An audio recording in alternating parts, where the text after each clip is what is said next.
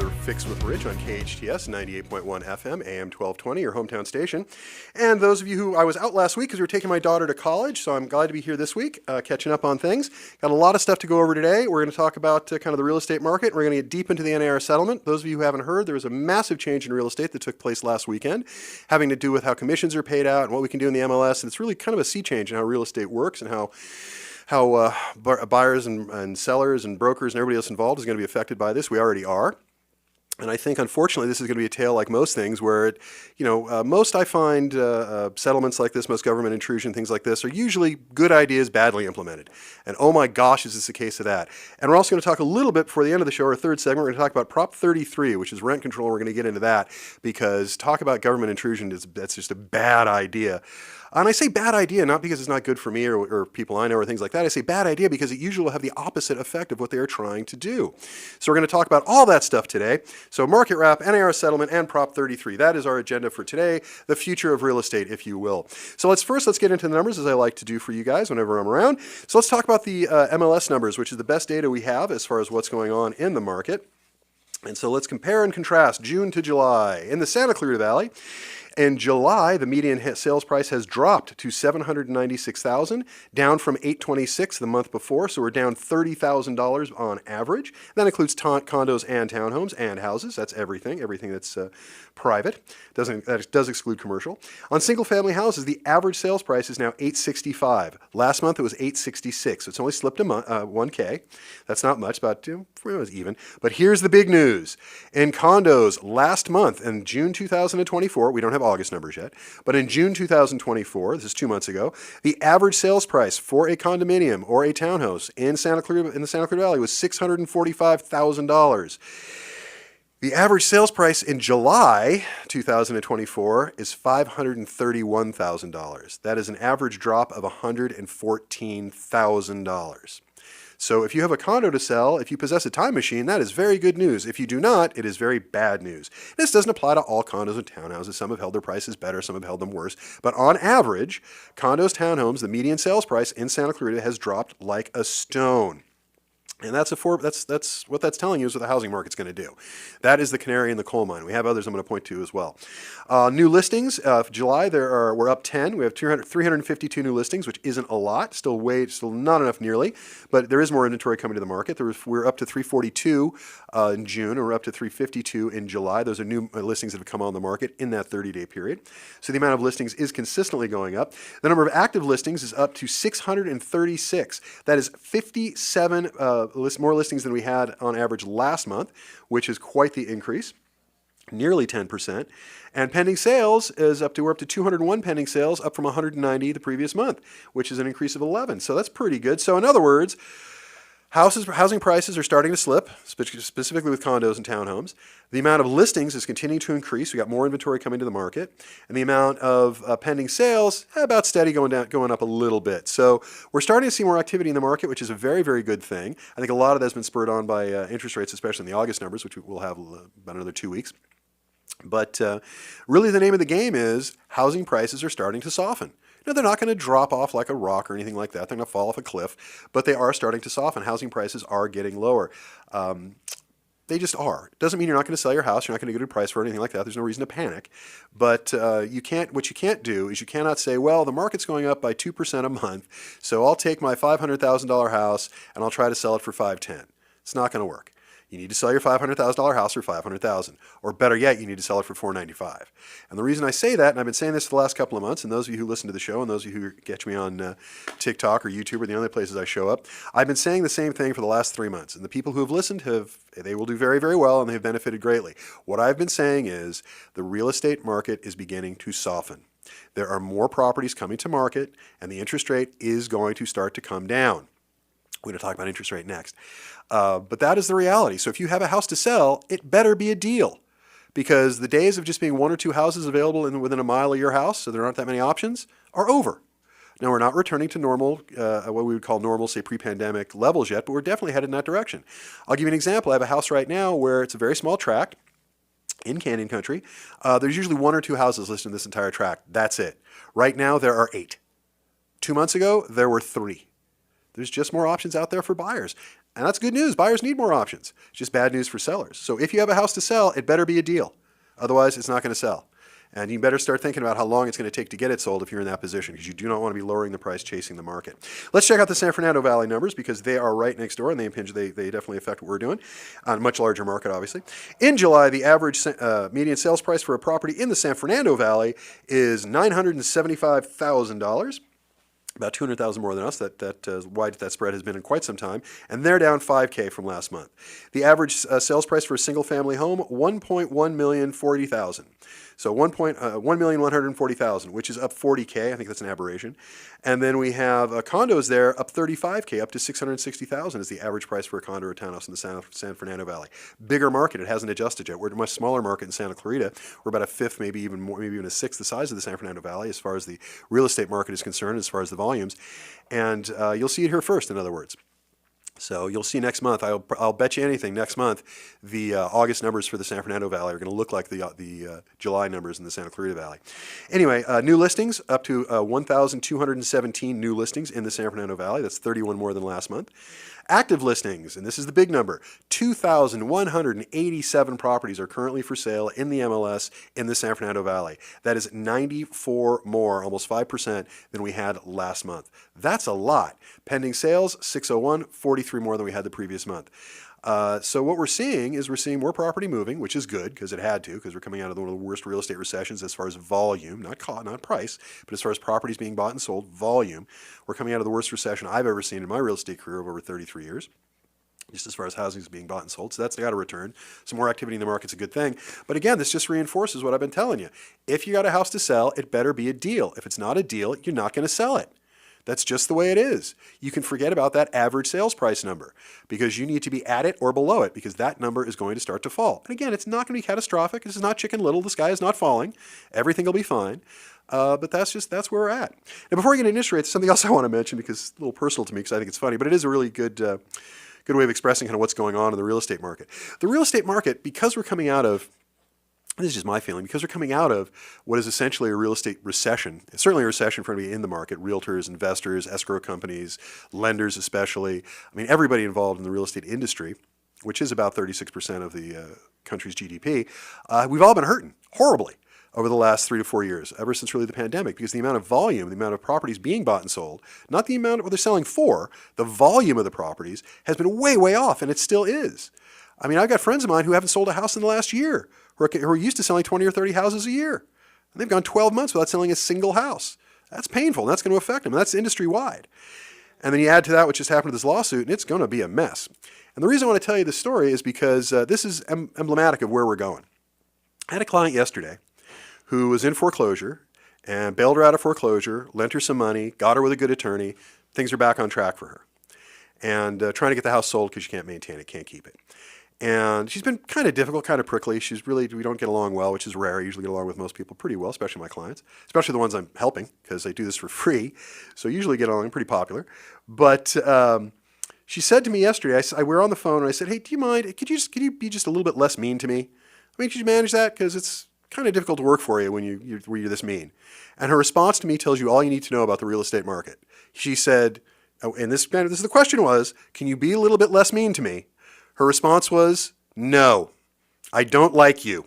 You annoy the heck out of me. And I thought, okay, well, happy to have bailed you out of foreclosure for free. Happy to have loaned you money. Happy to be your representation. Can't tell you how excited I am about getting up tomorrow morning and working for you. But I do my job. I'm a professional. I don't really worry about these sort of things. I just think it's funny, and I wanted to relay that story because I've never in my life said, could you be less mean to me? And somebody said, no, enjoy being mean to you. I'm going to keep being mean to you just because I can. And that's really where we're at. That's kind of what the real estate market is right now. Could the real estate market please stop being a little bit less mean, please? No, sorry, just where we're at. And I think this NAR settlement, this lawsuit settlement is going to play a big part of that. Because you've got a lot of realtors who are real frustrated, who are real angry that stuff isn't happening, and who are dying on the vine, and a lot of companies, a lot of mortgage companies, a lot of escrow companies, a lot of real estate companies who are all hurting across the board, again, because not enough properties getting bought and sold. And so they're pretty cranky about it. And then you add all these new rules, which are going to damage consumers. There's no way around that. This is a sea change in real estate. And like most things that are sea changes in real estate, it is just wrong-headed. And it's going to cause problems. So everybody's a bit on the grumpy side. So just be prepared for that when you get into it. I have another one, just negotiated a deal. They went back and forth ridiculously, in my view, over $1,000. And my client's got the better end of that, so I guess that's okay. But a house you need to get sold, and you need to get sold quickly, that's costing you several $1,000s a month, and we're all arguing over $1,000. We're arguing like it's like to the death over $1,000, which is, I don't know, 0.5% of the sale price, I think. Not even that. But okay, hey, that's fine. We can do that. That's just the nature of the real estate business right now. So it's getting harder and harder to do. So that's what's going on with that. But let's talk about the interest rate. As those of you who follow this at all know, the interest rate is falling, which is nice. It's actually down to its lowest rate in the last 14 months, which is a very, very good thing. Interest rates have fallen. It's hard to believe, but it wasn't that long ago that mortgage rates were near historic lows. August 27th, 2020, the average rate on a 30-year mortgage loan was 2.91%. That's only 4 years ago, 2.91%, sub 3. 1 year later, it dropped even further to 2.86%. So 2.86% in 2021. Give away my age there. However, as the pandemic and influencing economic factors waned, inflation rose dramatically, and by June 2020, the average was at a 40-year high. Interest rates soon followed, and by August 2023, the average mortgage interest rate had more than doubled to 7.31%, the highest level in 24 years. And now the climate is changing, which is good. Interest rates have cooled significantly so far because inflation is finally down. It's dropped for the interest rate has dropped for the last 4 consecutive months. And while the Federal Reserve has kept the federal funds rate frozen, which has not helped us, cuts appear to be imminent. We believe that in their September meeting, which is coming up right around the corner, and it's became even clearer this morning, there were more comments this morning from some other members of the Fed, that they are going to cut rates in September. How much? I don't know. They're talking about 25 basis points, which equates to about 1/8% in the mortgage rate itself, and we're all waiting for that to happen. But the big question that we're all asking, and this is the one I'm going to answer for you guys, we'll see if I'm right, is when will mortgage rates drop below 6%? Now, I don't know they're going to get below 6% by the end of this year, but I think it's going to get close. I think we're going to get down to about 6.25% by the end of the year. Hopefully we'll get down to 6. The real number we need is about 5.5 to reach kind of a parity where the market can get back up and running properly again, but 6 would be okay. So projections by the Federal Reserve by how much the interest rate will fall and when they will do it vary from economist to economist, but what most seem to agree on, however, is that a cut is imminent for the Fed's next meeting, again September, set to conclude in September. The CME, Federal Watch Tool, has pegged it at 100% certainty, which I have never seen before, that the Fed is going to cut the rate in September. So at again, they're talking about a 25 basis point cut, which really equates to about 1/8% in the market. So we'll see what happens. Now, again, the Federal Reserve doesn't control interest rates, but they influence them greatly because the Federal Reserve really dictates what banks borrow money that they then turn around and sell to you and I for. It's not the only source of funds, but it's one of the largest, of course. The Federal Reserve will meet again on November 6th and 7th, and then they'll meet again in December. So we have 3 meetings between now and the end of the year. They're going to cut in September. Will they cut in November and December? I don't know. I hope so, but I don't know. So we will absolutely see, because we're all hoping that by the end of the year, we get to 6% or below. I think, and this is my prediction, I think that we hit 6% or below by, say, the middle, maybe toward the end of the first quarter of 2025. I think that's when that magic number is going to happen. I'd love it to happen sooner. Happy to be wrong about that. I just don't want it to happen later. And what we really need is to get under 6. We need to get to 5.5%. And I think we're going to see that by the middle or toward the end of next year. So it's going to be a slow slide, but it is going to be a slide. So those of you looking for a house, especially if you're a first-time buyer, you might want to, I hate to say this because you should get into the market as soon as you can, and you want to be talking to lenders, and you want to be getting your ducks in a row. But it's actually, take it easy. Don't be in a rush. Because more inventory is coming back to the market every day. There are more houses available, and interest rates are starting to go down. So you benefit if you wait, but don't just wait. Don't just sit on your hands. Do it intelligently. This is steps in a process. What you want to do is you want to get yourself together. You want to maybe work on your credit. You want to start talking to a lender, start talking to a realtor, start getting your ducks in a row. Start doing some looking.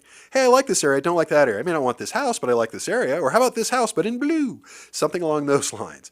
Because that is what an intelligent buyer is doing right now, wherever you are in the market. Now, some people, you start a new job, you got to get it done now. Let's go get it done now. That's fine. Some people it's 6 months, some people it's a year. You have your lifestyle will dictate your schedule. But those of you who have the ability to do this, just be aware, prices are starting to level off. And they're starting to fall a little bit, 1-2%, not a lot. The big difference is really what's happening is the market is shifting from what has been for the last, 10, 12 years, really a seller's market. It is shifting for the first time in a long time to being more of a buyer's market. It just means buyers have more choice, buyers have lower prices now, so buyers have more control. That's really it. It's still about, I would say if I was going to put a number on it, I would still say it's about 65-45 sellers. But when it was 90-10, the fact that it's now 65-45 in favor of sellers still is quite a shift if you're a buyer. So you got more options, you got interest rates coming down. Keep that in mind. If you want to go deeper into the subject, if you are looking at buying a house in the near future, whether you're using me as an agent, my office as an agent or not, doesn't matter. It matters to me, but I guess not on this topic. But if you just want to talk about this some more, I've been talking about this the last several weeks. I've got a ton of questions about this, emails and phone calls and text messages, and I'm happy to answer. You can reach me anytime. This is my personal cell phone number. I give it out all the time. It's 661-714-1400. That number again is 661-714-1400. And yes, that is my personal cell phone. Please don't call Fridays between 10 and 11 because I have another gig at that point, but you are welcome to call or text anytime other than that, and I will call you back as soon as I possibly can. And we do try to get to everybody within 24 hours. Try to do it within 12, but certainly within 24 hours. So if you have questions, you want to talk about this, give me a call anytime. I'm at your service. So I tell you what, before we get into the NAR settlement, which is going to take up the majority of the show here, why don't we break for some advertisers, for some of our sponsors, see what they have to say. Always nice to hear from them. You've been listening to The Real Estate Fix with Rich on KHTS, FM 98.1, AM 1220, your hometown station. When we come back, we're going to talk all about the NAR settlement and the future of real estate. So stay tuned. Hello, everybody. Thank you for listening through the break. Thank you for coming back. A little bit of a quick break, so thank you guys for coming back. I appreciate it. We got all kinds of fun stuff we're going to talk about. We were talking before the break about where the real estate market is and kind of what's going on. And now it's time to get into the NAR settlement. There was recently a settlement called, we call it Barrett-Sitzer, but I guess it's Barrett versus NAR is really what it's called. And it's affecting real estate nationwide. It's changing a lot of things. The real estate industry just went through a historic shift that's going to fundamentally change how agents are paid for helping people buy and sell homes. The changes have two main components. First, buyers will need to sign a buyer-agent agreement before even looking at a house. And second, the multiple listing service platform, a database where all the homes are listed for sale, cannot show how much concessions homeowners are willing to offer buyers' real estate agents. So there's a lot going on here, but those are the two main changes. One, if you're a buyer, you must be under contract, which I have been a proponent of for 33 years. I have no issue with that. I've been using buyer brokerage contracts since the second week in real estate, for goodness sake, because I thought it was insane when I got into the business at all of 19 that sellers signed a contract and buyers didn't. Why would I put somebody in my car, spend money, spend time, spend energy, running around showing them property when they can walk into an open house and buy a house with somebody else? That's ridiculous. So I've been using contracts forever. As a matter of fact, my wife's law school class, because I got into real estate, my wife was in law school, put together a project, and they helped develop what became one of the first ever buyer brokerage contracts in California. And it was so good, and we used it so much that actually when CAR, the California Association of Realtors, was looking to put together their first ever buyer brokerage contract in the mid-90s, they came to me and said, "Can we use yours?" And I said, "Of course." I wasn't the only one. There were about 3 or 4 of us around the state that were doing this. And it was very funny because I got a call from CAR, and the first question out of their mouth was, "What law school did I drop out of?" And I got to tell you, I was dying to take credit for it. I really was. But you don't do that. So I said, no. My wife is in law school, or then girlfriend is in law school. And this is a law school that made us a project for her second year to develop a contract like that. And then I put it out in the field. And they were very happy with that. And they told them where she went to law school and who the people involved were. And they were very happy with that. It was a pretty Tony kind of place. If you're listening, hi, honey. Thank you for this again. 30 some odd years ago. Thank you for the help. But yeah, so I'm a huge proponent of buyer brokerage contracts. A buyer should be under contract. But again, the way this manifests is insane. Before we get into that, let me back up a little bit. Let me give you a little background here for a second. What happened is NAR, they got into a historic settlement because they lost a case in Missouri. And no offense to my friends in Missouri, but you know something you never, ever, ever hear? As goes Missouri, goes the world. You know why you never hear that? Because that's not the way it works. And if you do that, you do yourself a disservice. And what we're basically doing is we're taking a lawsuit out of Missouri, and NAR is using that as a panic bell, and now applying that to the entire state, because what they're worried about, the entire country, what they're worried about is two things. They're worried about the Justice Department coming down on them for antitrust legislation or failing antitrust laws, which is, in my view, ridiculous. And they're very worried about shedding membership, which they are. This is going to do that. There are going to be a lot fewer realtors at the end of the day because of this stupid settlement. Basically, the heart of the case is there's a group of people in Missouri who got together and they alleged, plaintiffs alleged an objective economic loss because of overcharging broker commission because plaintiffs had no power to negotiate. That is garbage. There is no such thing as a real estate contract anywhere in the United States that is not negotiable. You hire a realtor, you can negotiate. The standard fee is 5 to 6%. That's true. That's the standard. We call it a standard. We don't say it's the fee. We say it's the standard fee because it is, as it has always been, 100% negotiable. So I do not know why they bothered to get into that, because you're fixing a problem that didn't exist. You created a problem so you could then fix it. It's nonsensical and stupid. But anyway, so the way this now manifests is the two major things are buyers have to be under contract, which I agree with, and we're taking commission out of the MLS, which is going to be a disaster. The idea that agents are going to show houses to clients without having any clue what the commission rate is obscene. The idea that there is no governing body that says, hey, you offered this amount in commission, you have to honor that, is insane. But that's where we're at. Here's what we're going to do instead. Buckle in, because it's going to take a minute. What you're supposed to do now instead is you, as a realtor, are supposed to sit down with a client, with a potential buyer, and you are supposed to get them under contract. Couldn't be more in agreement with that. Makes good sense. However, you now have to go negotiate your fee in that contract before they ever go see a house, which again, I don't entirely disagree with. Everyone should know where they stand, because the idea was to promote transparency, which I think is a fabulous idea and could not be more for. This does not do that. This actually makes it less transparent, not more transparent. So what you're supposed to do is sit down with the buyer, say, sign this contract, I get 2.5% of the purchase price. Oh, but now it's not going to be paid by the seller. Buyer, now it's going to be paid by you. So if the seller doesn't agree to pay that, buyer, be ready to cut a check. So let's say you're a first-time buyer in the Santa Clarita Valley. You're going to looking at buying a house for $500,000. Well, who am I kidding? Condo for $500,000. That means the commission to the buyer on the buyer side is going to be $12,500. If you're buying a house, let's say you're doing an FHA, which is what most people do, you're looking at $17,500 as your total movement, 3.5%. So you got $17,500, which is hard enough to put together if you're a first-time buyer. Now on top of that $17,500, you got to come up with another $12,500. How's that going to work? So what are we talking, $30,000 now to get into you so you can have a $12,000, $17,000 down payment? That's not going to work. So now, as the agent, you're supposed to go, when you present an offer to a seller, to a seller's agent, you're supposed to say, I have a buyer brokerage contract for 2.5% with my buyer. How much of that is the seller willing to pay?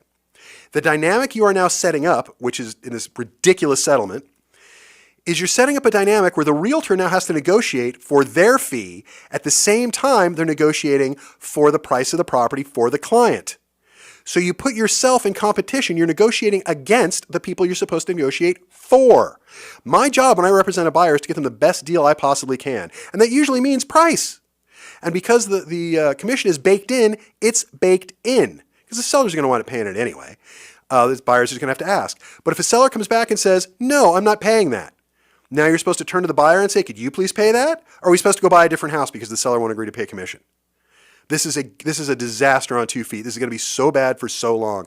And, normalcy will eventually catch up, but it's going to be a couple of years. And what's going to wind up happening is you're going to see especially first-time buyers and buyers who are in economically disadvantaged and disadvantaged areas, low-end buyers, for lack of a better description, they're going to get crushed. Because I promise you, before the end of this week, if it hasn't happened already, but next week rather, if it hasn't happened already, there will be internet companies out there that for $200 will represent you. For $50 and a pack of smokes will represent you. And I promise you, those agents are not doing a good job. They are not doing the job that is necessary. They are not going to be meeting somebody at the house at 2 o'clock in the morning because a house there was an escrow with that hasn't even closed escrow yet, a water heater broke. That's not going to happen for an internet agent you paid $200 to write a contract. You're going to get a lot of people who are very poorly represented. Now that's the downside. The upside for people in my position, my wife's a real estate attorney. I look at this settlement as the Real Estate Attorney Employment Act. Because I promise you, the number of lawsuits over real estate nationwide, especially in California because our prices are high, is going to skyrocket. My advice to the Superior Court system in Los Angeles County, not that they take my advice or need it, but my advice would be you need to hire some more judges and build some more courtrooms because we're going to be busy. Because you're going to get all kinds of issues where you're now asking the buyer to essentially represent themselves because the agent has a different agenda. The agent has to negotiate their own commission. Now, they have an agreement with the buyer, but the buyer's not coming up with that money. So now you have to negotiate your own commission based on the agreement you have with a third party who is already adversarial to the seller. This is just such a ridiculous scenario. It is not going to work. It's nonsensical. And if I hear one more freaking reporter mischaracterize how the real estate market used to work, and that's why these changes are necessary, I am going to scream.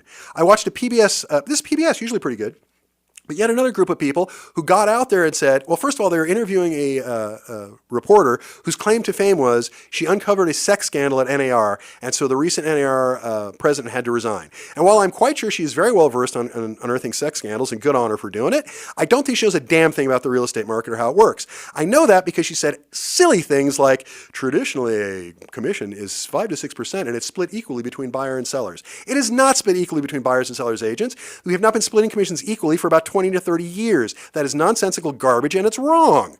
And that when you misstate that fact, which leads to the rest of this and why the people think this is necessary, that's where we go. I am convinced that this entire settlement was worked out without talking to a single realtor who actually works in the field. Because nobody who actually deals with buyers and sellers on a daily basis would think any of this is sane. Because what you are doing in trying to make things transparent is you're making them less transparent. What you're doing by trying to lessen the load on sellers, you're putting more load on the sellers. Because the idea here is, and this is ridiculous, the idea here is if a seller has to pay less in commission, prices will go down. Which, I'm sorry, the words coming out of my mouth make me laugh. You're telling me a seller is going to look and say, well, my neighbor's house across the street just sold for $1 million, but I'm going to sell my house for less than $1 million because I'm paying less in commission. Because yeah, that's the way humans work. We don't ever want more. Greed is never an issue with humanity. But we just need as much as we need. That's the way we work. Oh no, it's not the way we work. That's not the way human nature works. Well, then I guess this whole plan is doomed to failure. The very idea that a seller is going to lower the price of their house because they're paying less in commission is asinine. And that's not just me who thinks that, by the way.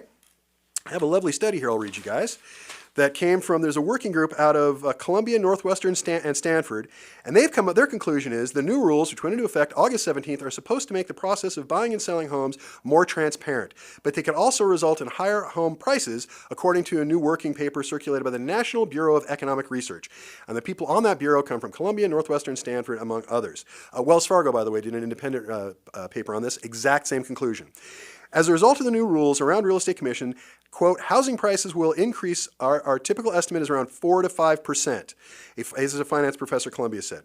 And the reason for that is houses are not a durable good. They don't sell every 2 years, they sell every 10 to 15 years. Now, if houses only sold once in a generation, then sure, by lowering commissions, you might get lower prices on a house. I doubt it, but you might.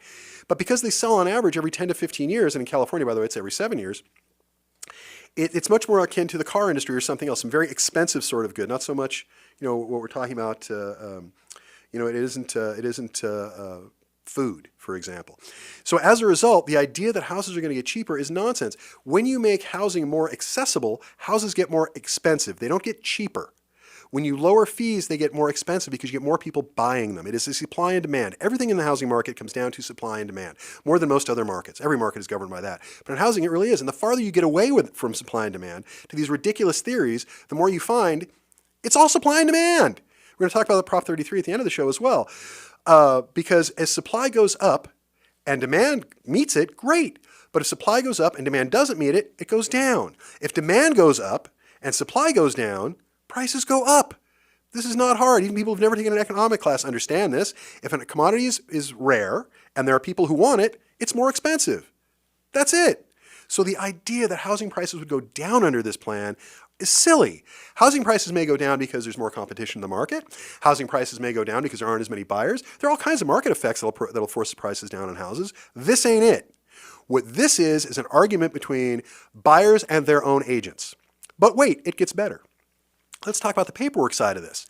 Let's say you're a realtor holding an open house, and you're a consumer and you're walking by and say, hey, that house down the street is for sale. Oh, they're doing an open house today. Let's go by and have a look.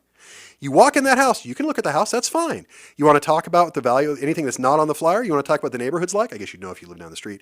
But you want to talk about schools, you want to talk about roads, you want to talk about economy, you want to talk about the price of the house, or what the seller's doing when they leave, and why they might need that. Any of the conversations you want to have that are not on the flyer, you have to sign a contract for. You have to sign a buyer broker contract for 1 hour. Stupidest thing I've ever heard. But wait, there's more. As I said, I champion buyer brokerage contracts. I think everyone should be under contract because that is what promotes transparency. You know what I need to do, you know what you need to do, you know the numbers involved. But NAR, in their infinite wisdom, the new version of the CAR buyer brokerage contract is 3 months long. That's the maximum, 3 months. You know how many buyers I work with or I'm working with right now that it's going to take us 6 months, 9 months, a year to clean up their credit, to get them into a position, sometimes even loan them money. Can't do any of that with a 3-month contract. I am not going to spend the next 6 months of my life helping you clean up your credit so that you can say goodbye to me and use your brother-in-law to buy a house. I'm not putting in the work. Now, you can pay me to help clean up your credit if that's what you want to do, but I don't think that's such a good idea. Again, you're increasing the cost to the buyer. That's all this is. Buyers are going to get crushed. And the media is just wrong about this. They do not understand how real estate works. They clearly don't have anybody talking about how real estate works. And so they say stupid stuff like commissions have always been split equally. And now it's a very simplistic view of the economic universe to say that if a seller pays less in commission, they will sell their house for less money. Market dictates what houses are worth, not the seller individually. There's all sorts of other stuff. Those of you who ever bought or sold a house, you have to go through appraisals and everything else. It's not quite that simple. So acting as if it is just dumb. So buyer brokerage contracts are limited to 3 months, and an exclusive buyer brokerage contract isn't exclusive because either party can cancel at any time with 30 days notice. So 3 months is the maximum, and they can cancel 30 days. And by the way, you can cancel on a Monday, buy a house on a Tuesday, close escrow 39 days later, and you're still fine because that's with the close of escrow. So it's nonsensical. Buyer brokerage contracts that you now are having everybody sign are essentially useless. So let's recap. Agents now have to negotiate their own commissions, which is in most cases negotiating against their own client's interest when you represent a buyer. You've always had to negotiate commissions in general, but now you have to negotiate, and they're not in the MLS, so you don't know what you're getting paid till you ask or until you submit an offer and you start arguing about it. So you're negotiating for yourself at the same time you're negotiating for your client, which is never a good idea. The contracts we use for buyers are so watered down, and we have to use them all the time for everything. You got to use it. Day long, week long, several months long, whatever. But maximum is at 3 months, and it can be canceled any time. So the contracts are now useless. There's no point in having one. And that's the maximum. So those of us who use actual buyer brokerage contracts and develop actual relationships with our client, we're going to have to find a workaround because this is nonsensical garbage. So the contracts we've been using for 30 years and have been thrown out the window, which is fine. I'm all for change, but change in a positive manner, not change in a horrible manner. So those are useless, which means my hands are tied as far as trying to help buyers. Go out there and fix it on your own and then come back and we'll say a house. Crazy. Absolutely crazy. So you're going to get a lot of buyers who are very poorly represented. And if you're a new agent, God help you. Because for me, it's fine. I've been doing this for 33 years. I do a lot of distress stuff. I know what I'm talking about. I've got a lot of experience because that's what NAR suggests. Ask your realtor how many houses they've sold in the last 12 months. Ask your realtor how much experience they have in the real estate industry, et cetera, et cetera. All of which I agree with. I love handing out my resume because I'm on the other side of that hill. I started doing this when I was 19. I got 33 years, 34 years into this. I've sold thousands of houses, and I know what I'm doing. And I do foreclosure defense for free, and I fix all these other problems for free, hence the name of the show, because I fix real estate problems. So I guess that's one good thing for me. We'll have no shortage of topics for the real estate fix because there's going to be a lot of real estate that needs to be fixed over the next 12 months. That's for darn sure. It's a disaster, and it's going to get worse as time goes on because there's a lot of stuff until a lot of these things become lawsuits, which they will, and until we get rulings in California, which we will, and we then have precedent we can rely on, which is a couple of years away. It's going to be the Wild West. It's going to be a complete and utter disaster. A lot of realtors I talk to, and these are seasoned realtors who know what they're doing and know what they're talking about, they're asking me questions because they don't know, and I'm asking them questions because I don't know. The lack of guidance here has been staggering. And it's not been because of the local board or the state or even the National Association. It's because this agreement was rushed together. It was rushed together, and nobody seems to know what the hell they're supposed to do with it. We've got guidelines. Oh, we got plenty of guidelines. But how these things are supposed to manifest or actually work out, nobody really knows. We're literally in a best guess sort of category. Excuse me. And I don't know about you, but I don't want to buy or sell a house under laws and under regulations that are best guess. It's just dumb. And on top of everything else, this is going to have the added benefit of bringing housing prices down. Sending housing prices up, excuse me. I got that backwards. So in other words, this wonderful idea, this settlement that was supposed to make things more transparent, I don't see how you're making it more transparent by obscuring commission rates. I don't see how you make a market less transparent by obscuring commission rates. That's just stupid. I also have no idea how you make things less transparent by creating more paperwork, most of which unnecessary and unenforceable. I don't get that either. So, but it's here and there's nothing we can do about it. It's not like they asked me or anyone else who actually buys and sells property, I'm convinced. It's just a disaster. And the idea that you're going to have all 50 states work essentially the same way is also silly. It's just not going to work. So this is going to crush buyers. It is not going to help sellers. You're going to have a lot fewer people in real estate. I was reading a report this morning that they think that somewhere around 1/3 to 2/3 of the amount of realtors in the United States is going to decrease You're going to lose them. A third to two-thirds of the people who are full-time realtors right now will not be in the next 12 months. Now, again, for me, it's not a big deal, but if I were a new agent in this environment, I'd want to jump off a bridge. That's insane. Why would you get into this job? This is all wrong-headed. And the worst part of all is it is not going to have the desired effect. It is not going to make things more transparent. It is not going to give buyers and sellers more control. It's control they've had from day one anyway. It's not going to drive down the cost of housing. It is, in fact, going to drive up the cost of housing. This is a dumb idea. But they didn't ask me, and it's here. So now I got to figure out how to work within it. So if you do have any questions about it, or you want to talk to me about it some more, I'm always happy to do so. As always, I give out my number all the time. You can also reach me at richsherman.com. Or thefixwithrich at gmail.com. You can reach me any of those, or reach me through the station. Or better, you can always call me, 661-714-1400. That's my cell phone. It's my personal cell phone, 661-714-1400. And I'll be more than happy to get into this issue with you. And if you have specific questions, I'll be more than happy to get them answered for you. And if you ask me questions that I don't know the answer to, which contrary to popular belief does happen a lot, I know the people to ask and get answers for you. I have a lot of attorneys, including my wife, at my disposal that I can ask, and I have people at the board who are very nice to me and are nice enough to return my calls and emails, and people at the national and state associations who are nice enough to do that for me as well. So I can get you answers to any of your questions, but please ask, because this is going to be a disaster. We're only a week into this thing, and it's already a disaster. I cannot wait to see what next week and next month brings. But as it happens, as it unfolds, I'll share. I like to do that because you guys know what's going on. That's my job, to let you guys know what's going on, because that's how we get things fixed. So I tell you what, let's go to a break, and we'll come back. We'll talk all about Prop 33, another ridiculous idea, but at least this one we have something to do about. There's nothing we can do about the settlement. That happened without our input. Prop 33 in California, we can absolutely do something about it, like vote no. It's rental control. We'll talk about it when we get back. So let's go to the break, hear from some of the advertisers. When we get back, we're going to talk about all about Prop 33. I'm Rich Szerman. You're listening to The Real Estate Fix with Rich on KHTS, AM 1220, FM 98.1, your hometown station. Thanks. Hello, everybody. Welcome back. You're listening to The Real Estate Fix with Rich. I'm your host, Rich Szerman. Thank you guys for tuning in. Thank you guys for listening through the break. I appreciate it. We've been talking today about the future of real estate, and it's good. It's solid. Prices are coming down a little bit. Interest rates are coming down a little bit. It's all good stuff. Inflation's getting more under control. That's a good thing. We talked about the new rules that took effect last weekend, which I think are a horribly bad idea, but we have no choice. They're already there. It's the result of the NAR settlement, and it is confusing as heck, and it is going to cause all kinds of problems. But I want to end the show today. I want to talk about Prop 33, because we can't do anything about the NAR settlement. That happened. It's done. We got to deal with it now. It's just done. But we can do something about this. There's a measure on the ballot this November called Prop 33. Now, Prop 33 is basically rent control. We have that already. We had AB 1482, which is a state law that took effect last year. Actually, it started in 2020, and it has been a disaster. It has actually made things far worse. Again, this is yet another government program, a government idea that is aimed at a serious problem and is going to have the exact opposite effect. It's sort of like, I'm gonna create flood control by dumping more water in the lake. Huh? That's ridiculous. If you add more water, anyway, doesn't matter. Bad analogy. It's just, this is not going to work. What this is going to do is it's going to make it harder to rent houses if this goes through. And if this does go through, you think homelessness is a problem now? California, again, has 30% of the nation's homelessness and only 12% of the nation's population. That statistic should tell you everything.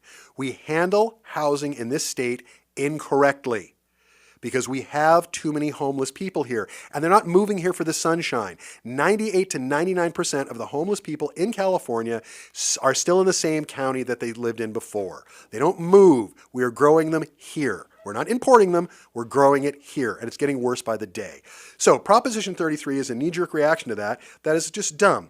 Proposition 33 would give local jurisdictions in California vastly more power to regulate rents, because I want the City Council of Santa Monica telling me what I can rent my house for. They already do, but they need more control? Nonsense.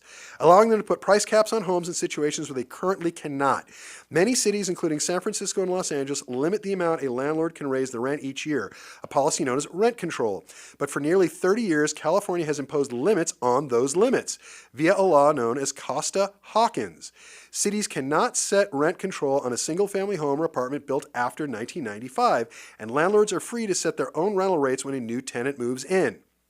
So there are already plenty of controls, but you're able to, if a tenant moves out, you're able to look at the market and set a new rate when they come in. You're not stuck with the old rate.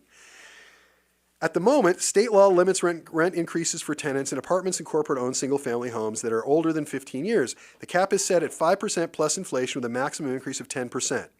Okay, limits, that's all right. 10% is okay. It's a little high. 5% might be a little low. I tend to keep things around 4% on my properties. Tends to work nicely for everybody. Now, local jurisdictions can impose stricter caps, but they are limited by Costa-Hawkins as to what they can do. State law generally prohibits local government from putting rent control on single-family homes as well as apartments built after February 1st, 1995. In some cases, like the city of Los Angeles, that cutoff date is even earlier. The law allows property owners to charge whatever they want when a unit becomes vacant once a new tenant moves in, and the limitations take effect. If Prop 33 passes, it would repeal the state law that bans localities from capping rent on vacant units, single-family homes and apartments built after 1995 or earlier. Local governments wouldn't be required to regulate rents on such properties, but they could if they wanted to. In other words, you could have the city council say, well, we think that you should be allowed to rent your 3-bedroom, 2-bath home in Saugus for $2,500. But wait a minute, I got people willing to give me $4,000 for it. Yeah, but we think it should be $2,500. Well, you don't own my house. If I don't make my mortgage payment, we're not partners. You're not making my mortgage payment for me. If the water heater breaks, I got to replace it. You're not paying for it. So we are not partners.